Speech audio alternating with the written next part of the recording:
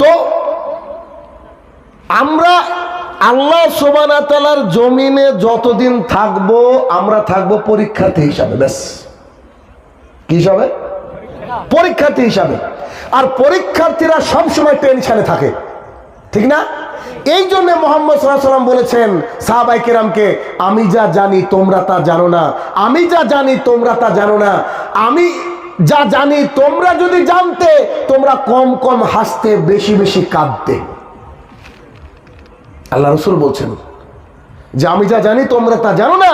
সাহাবীদেরকে বলছেন তোমরা যদি জানতে, বিশ্বাস করো তোমাদের মুখ থেকে হাসি উড়ে যেত, তোমরা সবসময় টেনশনে থাকতে।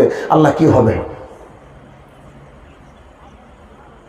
কত বাহাদুর নেতাকে দেখেছেন আপনি, কত প্রতাপশালী মানুষকে দেখেছেন, কিন্তু ওই ব্যক্তি যদি এখন মারা যায়, মারা গিয়েছে রাস্তায় পড়ে গিয়েছে, হাতটা এই হাতটা তার এই উরুর তলে পড়ে গিয়েছে, কিয়ামত পর্যন্ত লড়াতে পারবে? ক্ষমতা শেষ। একটা ফোন করতে পারবে? দেখি তো, আমি ফোন করি আমাদের অমুক ব্যানার্জি চ্যাটার্জিকে যে আসেন আমাকে, আমি পড়ে গেছি, পারবে? তাহলে ভাই আমরা কত অসহায়, আমরা কত অসহায়। এই জন্য আমরা আমাদের গাইডলাইন ছোটবেলা থেকে মসজিদ থেকে পাওয়ার কথা ছিল, কিন্তু আমরা মসজিদ থেকে পাইনি। দেখেন আপনার মসজিদে বিগত 30 বছরে 10 জন নামাজি হয়নি। বলেন আমি সত্য না মিথ্যা বলছি? নতুন করে ফ্রেশ একেবারে রাস্তায় মদ খেয়ে বেড়ায়, সিগারেট টেনে বেড়ায়, এমন লোক মসজিদে আসে না। এর জন্য দায়ী কারা? তারা নয়, দায়ী আমাদের মতো মানুষ যারা খুতবা দেয় মসজিদে।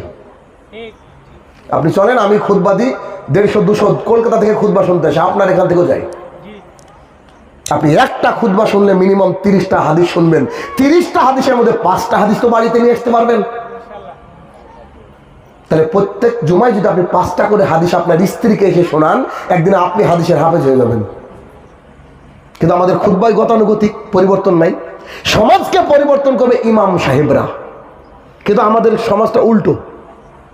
3000 টাকা বেতন পাই, ও দিয়ে কি করবে? ও জানে যে পাবলিক 70% ঘুমাবে মসজিদে, এমনি খুব গরম বাইরে, মসজিদে এসি থাকে তো শোনায় সোহাগা।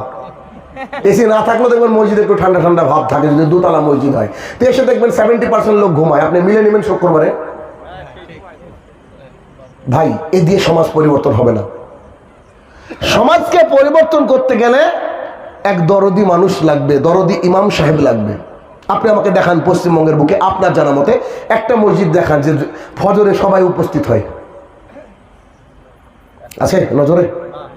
নাই। আলহামদুলিল্লাহ আমার মসজিদ আছে, চলেন আপনি আজকে চলেন আমার সাথে। কি লিখে দিয়েছি? শাহিনুর রহমান। খালি কুরবানি গোশ খেলে হবে?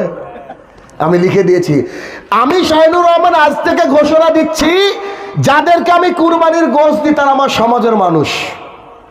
তারা যদি 5 ওয়াক্ত সালাত আদায় না করে, তো যে ব্যক্তি সালাত আদায় করবে না সেই ব্যক্তির বাড়িতে যদি ওর বিটির বিয়ে লাগুক, মেয়ের বিয়ে লাগুক আর ছেলের বিয়ে লাগুক, আমি শাহিনুর রহমানকে যদি বিয়ে পড়াতে ডাকেন আমি যাব না।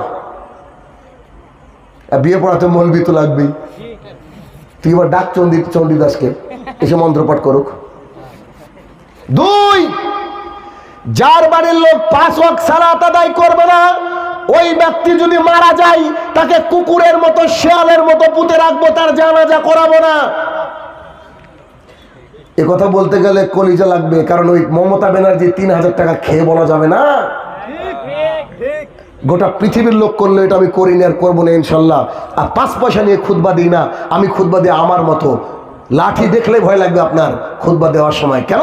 আল্লাহ রাসূল সাল্লাল্লাহু আলাইহি ওয়াসাল্লাম যখন কথা বলতেন চোখ মুখ লাল হয়ে যেত, তার ঘাড়ের রগ উঁচু হয়ে যেত, মনে তো তিনি কমান্ডার আর সামনে সৈনিক। আর আমাদের খুতবা দিচ্ছে মিন মিন মিন মিন করে, এমন খুতবা দিচ্ছে মানুষ ঘুমাচ্ছে 70%। আপনি ঘুমিয়ে দেখান আমার বক্তৃতায়। কেন আপনাকে আমি দিতে পারিনি, আমি আপনাকে বুঝাতে পারিনি বলে আপনি ঘুমান, এই তো নাকি? সমাজকে পরিবর্তন করতে হবে। একটা মানুষ নাই যে ব্যক্তি ফজরে আমাদের মসজিদে উপস্থিত হয় না, তাহলে কি মাগরিবে আসে না? বুঝলেন কথা? যে ব্যক্তি ফজর কাজা হবে না সে কি মাগরিবটা করবে? আমার ছেলের বয়স 11 বছর সামথিং হলো, 8 বছর থেকে শুরু করে আজ পর্যন্ত মসজিদের বাইরে নামাজ পড়েছে ফজর আমি জানি না। আমার ছেলে কথা বলছে, কথা বোঝাতে পারছে? তুমি যখন একটা ক্যাডবেরি চাও তোমার বাবা বান্ডিল এনে দেয়, কার্টুন এনে দেয়।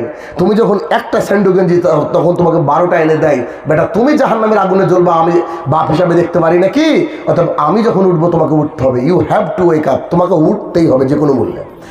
প্রত্যেকটা বাবা আজকে যারা মজলিসে বসে আছেন তারা যদি চেষ্টা করেন তাদের সন্তানকে তুলবো, দেখবেন 5 দিনে আপনার সন্তান রেডি হয়ে যাবে, উঠবে ইনশাল্লাহ। 2 বাব্বাটা গিয়ে যখন সালাত আদায় করবেন, এর চেয়ে সুখ, এর চেয়ে খুশি পৃথিবীতে আর কিছু থাকতে পারে না। কথা বুঝছেন আমার? তাহলে আমি বলেছি ইসলাম মানা অনুসারে মুসলমান হিসেবে আমাদের কিছু দায়িত্ব বলবো, তাই না?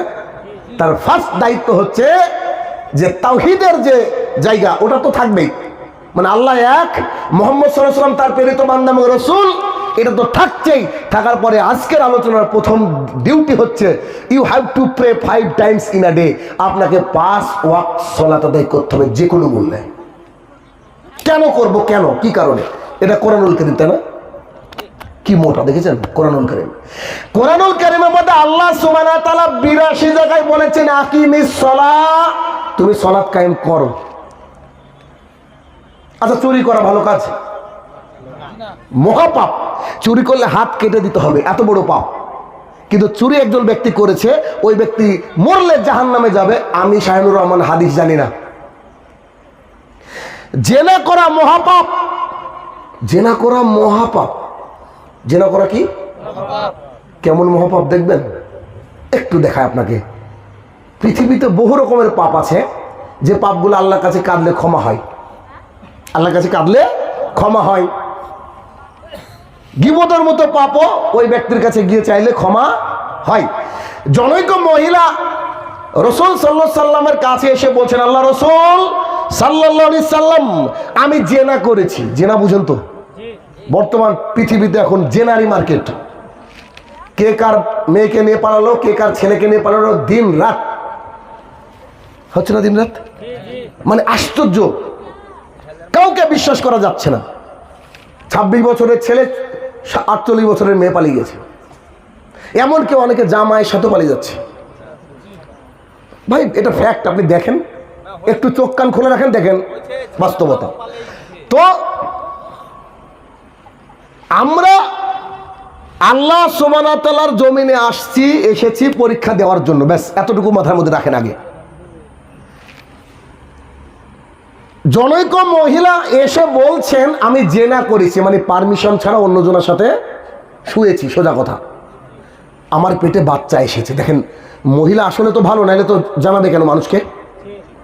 কেউ কি বলে নাকি? কেউ কাউকে মেরে থানায় গিয়ে বলে নাকি আমি আব্দুর রহমানকে মেরেছি? এমন মানুষ একটাও নাই। বরং গাড়ি চাপা দিয়ে যদি পালিয়ে যেতে পারে তো সুবহানাল্লাহ, আলহামদুলিল্লাহ। তো সেই মহিলা এসে বলছে, আল্লাহ রাসূল সাল্লাল্লাহু আলাইহি সাল্লাম, আমি জেনা করেছি, আমার পেটে বাচ্চা, অবৈধ সন্তান। তখন রাসূল সাল্লাল্লাহু আলাইহি সাল্লাম বলছে, তুমি যাও, সরো। আল্লাহ রাসূল, আমি জেনা করেছি, তো তুমি যাও।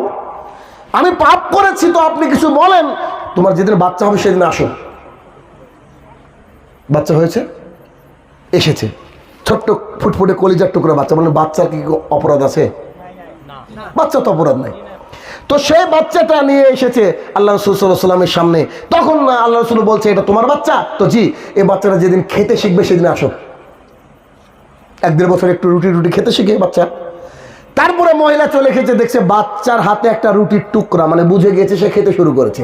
তখন একজন সাহাবীকে বলছে, বাচ্চাটাকে নিয়ে নাও এবং মহিলাটাকে কোমর অবধি পুঁতে দাও, আর দূর থেকে তোমরা পাথর মেরে ফেলো। আমার গায়ে লোম দাঁড়িয়ে গেছে, আমি জানি না আপনার দাঁড়িয়েছে কিনা। আল্লাহ রসুলের সামনে এসে তিনি বলছেন আমি পাপ করেছি। তাকে 3 বার আনার পরে হত্যা করা হচ্ছে, তাকে ছেড়ে দেওয়া হচ্ছে না। অথচ পীর সাহেব বলছে ফু দিয়ে জান্নাত পাঠিয়ে দেবো।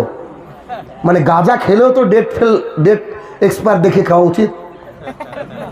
তো রাসূলুল্লাহ সাল্লাল্লাহু আলাইহি ওয়াসাল্লাম কিছু বলছেন না।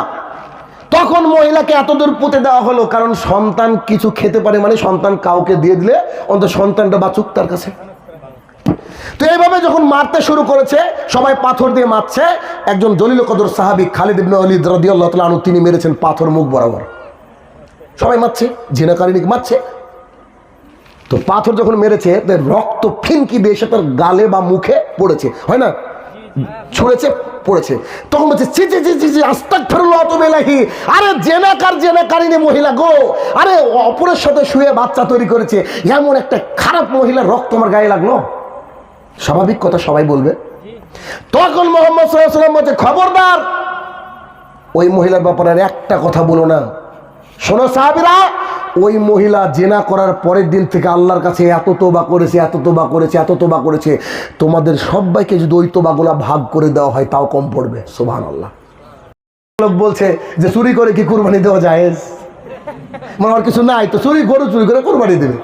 তোর যদি কুরবানি কবুল হয় তো তোরও হবে। তাহলে সালাত হচ্ছে আমাদের আধার কার্ডের মতো। আধার কার্ড ছাড়া ভারতবর্ষে আর কিচ্ছু হবে না। ঠিক তেমনি আল্লাহ সুবহানাহু ওয়া তাআলার কাছে কোনো আমলকে পেশ করাতে গেলে আগে লাগবে সালাত। দলিল অনেক দিব, আমি প্রচুর দলিল আপনাকে দিব, কিন্তু তার আগে এক কথা বললাম, চুরি করলেও আল্লাহ ক্ষমা করতে পারে, জেনা করলেও। কিন্তু আল্লাহ সুবহানাহু ওয়া তাআলা ক্ষমা করবেন না কোনো ব্যক্তি যদি সালাত আদায় না করে। দলিল কোরআন সূরা মুদ্দাসসির আয়াত নম্বর 42 এবং 43 আল্লাহ সুবহানাহু ওয়া তাআলা বলছেন মা সালাকাকুম ফিস সাকার। একদল জাহান্নামীকে জিজ্ঞাসা করা হবে তোমরা আজকে জাহান্নামে আসলে কেন?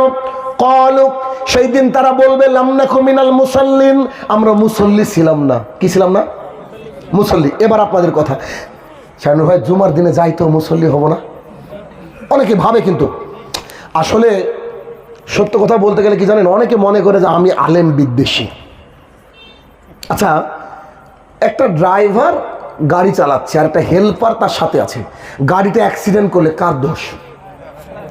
আমি হেল্পারকে বকলে আপনারা মানবেন কি? তো আমাদের সমাজে যারা ড্রাইভার তারাই তো খারাপ। বুঝেননি কার কথা বলছি?